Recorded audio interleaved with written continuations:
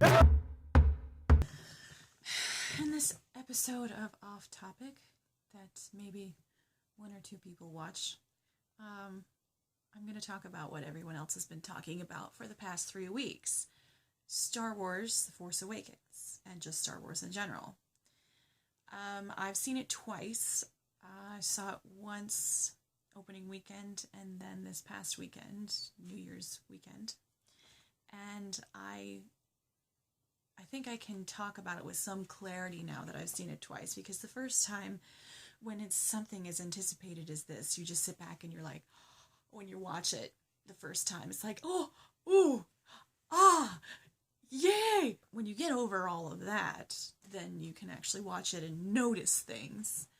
And so we're going to talk about some of the things that I noticed, some of the things that I've noticed other people talking about, and so forth. First of all, our first question, where the hell is Luke, is answered.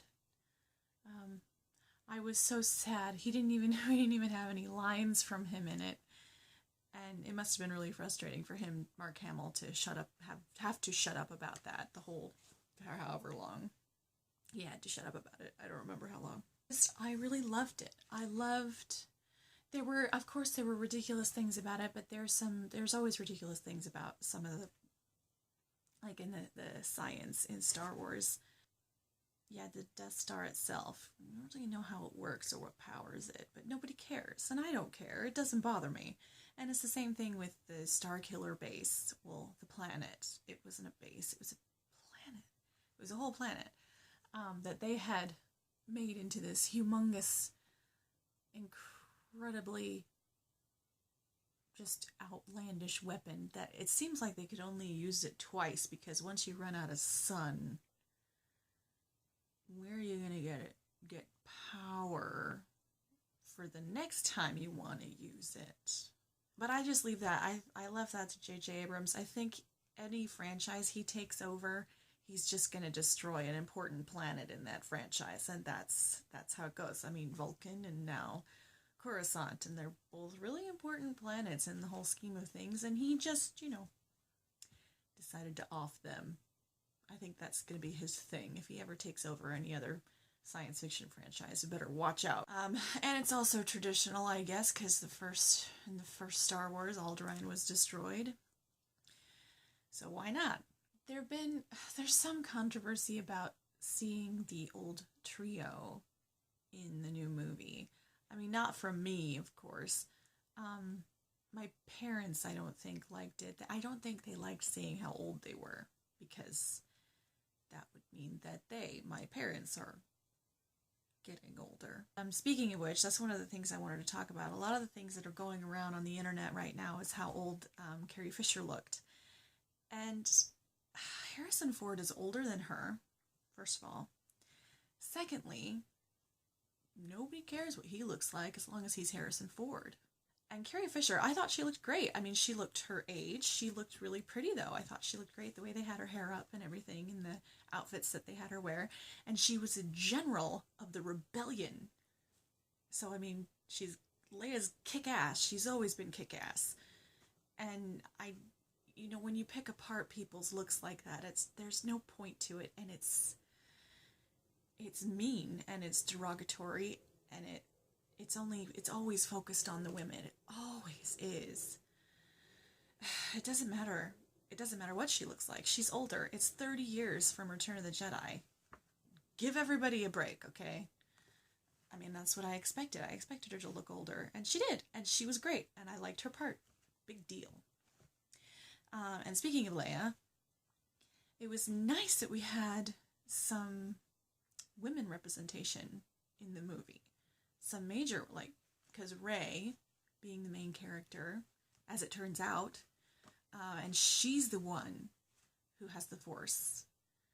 And I was so excited because they've never really done that. I've always wanted to see Luke training Leia and that sort of thing, and just getting a woman involved with the Force. And they always implied that there were female Jedi, and they showed some, in the prequels, but they never had a really big part.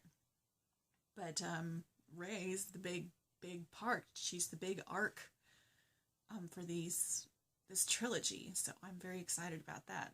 And we had Captain Phasma, and she was kind of meh in this movie. We didn't get to see what she could do. We didn't get to see why she's the commander of the troops and that sort of thing. But I'm pretty sure we will see her later in the next couple movies, and that'll be fun to see what she can do.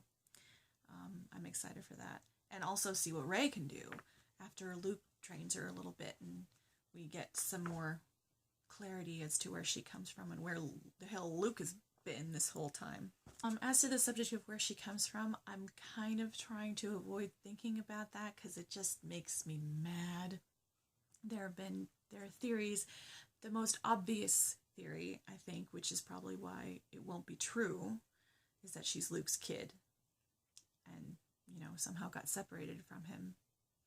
That's another thing. Why would he let her go if she was his? That doesn't make any sense, because that's exactly what happened to him. Why would he do that to his kid? Yeah, I don't think that's true. I don't think that's the relationship. It's the belief that she's related somehow to the Skywalkers. That's why she's so powerful. But yeah, I don't buy that she's Luke's. There's other theories that she's Obi-Wan's granddaughter.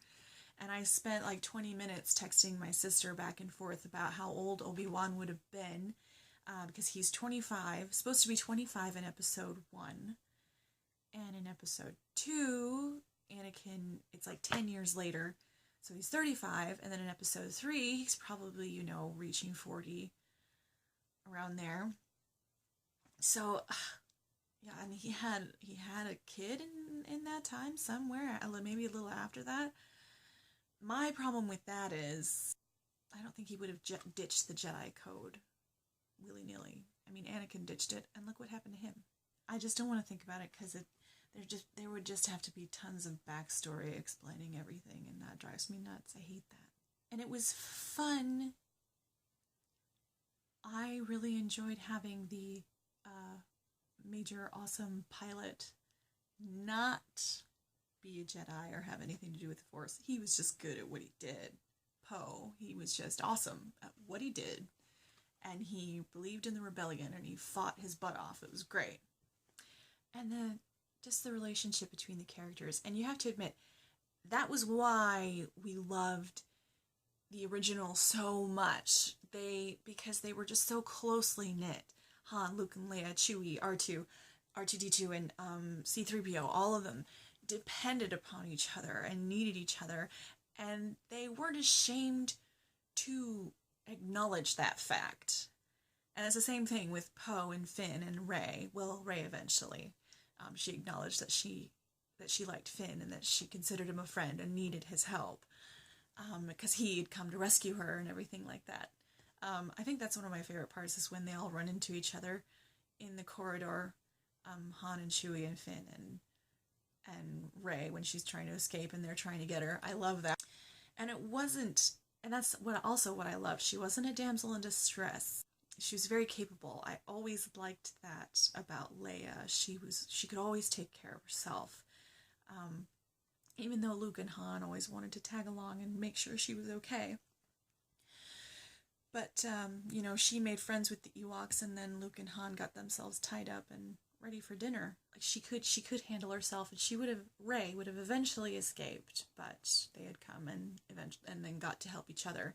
And she ended up helping Finn, too, after he got his butt kicked by Kylo Ren.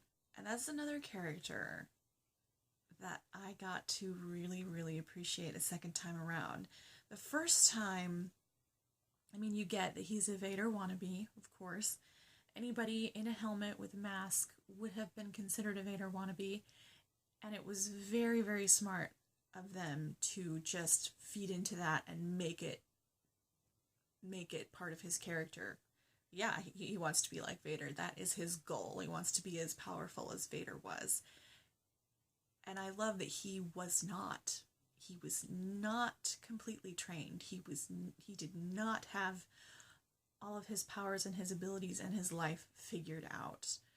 It was really, really great, just the contrast between this really powerful and capable guy in this mask. And then when he takes it off, you're like, oh, I kind of got a teenagery Severus Snape vibe from him. He's kind of snivelly and he doesn't like his dad, and he's got all these things pushing him and pulling him in every direction until he finally makes the decision, which is really cool. Finally makes the decision when he kills his own father. He wasn't as good as Vader. You knew he wasn't as good as Vader. He was good. He was very good, but he was not as good as Vader. Because if he had been, Chewie would never have gotten that shot off when Chewbacca shot him. And Rey would never have been able to beat him. She beat him. So they both have to get better, and they'll probably have a big final match at the end. The bad guy, along with the good guy, didn't have everything figured out. I mean, Vader had some problems too. He was still being pulled toward the light, but he was deeper in than Kylo Ren was until that horrible moment, and I knew that was going to happen. I knew they were going to kill off one of the trio, and Han Solo was the logical choice. And it was also very poetic, too, once we realized that he was Kylo Ren's father. My only slightly, I guess it's not a major concern, but it's a concern. My only really real concern was Snoke, the Grand Master, Kylo Ren's master and the leader of the First Order. He was all CG, including his hands, and that was Andy Serkis playing him, of course. Maz, the little Yoda-ish woman creature, was also all CG, but I don't know, I had an easier time accepting her. Because, I mean, when we eventually will see Snoke in person, and we'll eventually have to have somebody, probably Luke, I'm guessing, fight Snoke. So, I don't know, I just think it would be weird with a computer animated character completely. It's very George Lucas-y and Peter Jackson-y to do that. I also wanted to talk about the uses of the Force in this. I'm always very, very particular about that, about like Force powers and that sort of thing, because it's a very sensitive issue, because I think they misused it in the prequels, especially. In the original movies, they didn't have all the effects. They couldn't do what they can do now, and so that's understandable. I remember when I first saw it the first time, I was sitting next to my brother, and when Kylo Ren stops that blaster bolt in midair, and he freezes Poe so he can't shoot anymore, my brother and I were like, oh. It was really cool. And you know that Vader could have done that if they had the effects, the proper effects to do it, but they didn't, and it probably would have been very expensive, and so they didn't do that. But Vader could have done it. And the mind reading torture type of thing, that was new. I think a lot of people had trouble accepting that as part of you being able to do that through the Force, but I did not. Like, why not? Because you can change their mind about something. You can manipulate their thoughts so they could do stuff for you. So why not see what else they're thinking if you're powerful enough? The lightsaber thing, too, they make it more like the wizard wand. Like the wizard, or the wand chooses the wizard. The lightsaber chooses the Jedi. It's pretty interesting. I kind of liked that. I liked that. My brother was really annoyed about how, I think it was in episode 2, where Anakin just kept switching off lightsabers because he kept losing them and stuff in that big battle, and he kept using different ones, and that really bothered him, because bothered my brother because he thought that it was like a wizard's wand, like it's your lightsaber, it belongs to you, and the only way to replace it is if you make your own. like Luke did for Return of the Jedi.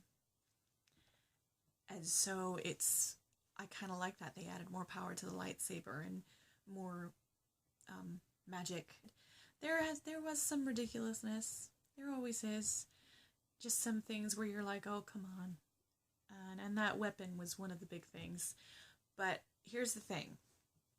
Here's my thing about this Star Wars movie. That's another thing that people have been talking about how similar it was to the other ones, to A New Hope and Return of the Jedi in particular. Because there's a big round evil thing that they have to blow up, and that's what happened. However, I think that the scriptwriters in this were very, very smart in doing that. It wasn't exactly similar. They had different circumstances. But in the end, they blew up a big round weapon, and it was a big victory for the rebellion.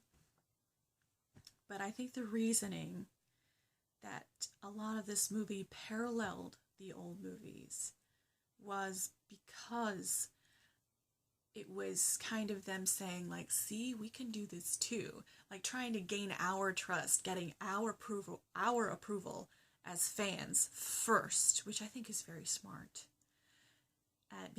And now that we all love it and we want more of the story, we're still already trying to guess some of the plot for the next one, like where Rey comes from and where Luke has been and everything. I think now that they have that solidarity with us, the second movie will have a lot of new things in it, different things, and we'll see more force powers and abilities that Luke will probably teach Rey and that Kylo Ren will probably learn, and it'll be really fun to watch. So I think we'll get a lot really different movie next time, and there won't be a big battle station that they have to destroy. So yeah, it'll be different. Because now that we trust them, we can move on and keep going with the story and have fun with it and see what happens next. And I'm very, very excited to see what happens next.